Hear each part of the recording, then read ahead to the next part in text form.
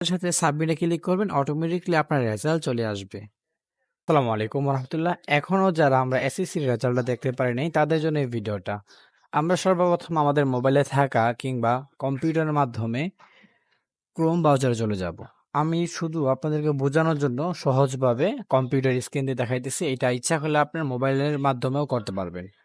আমরা ওয়েবসাইটে যে আমরা ক্রোম ব্রাউজারে যাই লিখব এডুকেশন এডুকেশন বোর্ড লেখার পরে আমরা সার্চ দেব। সার্চ দেওয়ার সঙ্গে সঙ্গে আমাদের সামনে এরকম একটা ইন্টারফেস আসবে। আমরা এখনো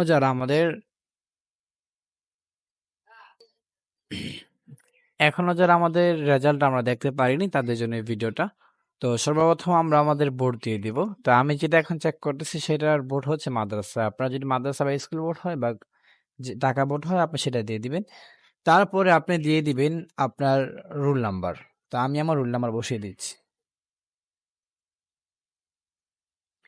তারপর এখানে রেজিস্ট্রেশন নাম্বার বসিয়ে দিবেন। আমি এখানে রেজিস্ট্রেশন নাম্বার বসিয়ে দিতেছি।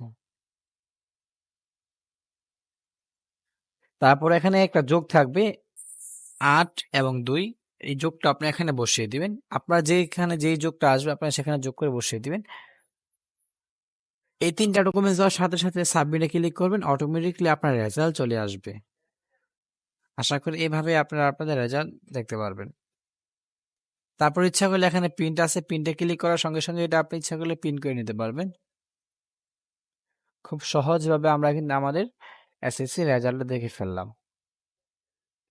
যারা আমাদের এই চ্যানেলে নতুন দর্শক রয়েছেন অবশ্যই আমাদের চ্যানেলটাকে সাবস্ক্রাইব করবেন এবং পাশে থাকা বেল আইকনটি অবশ্যই বাজিয়ে দেবেন।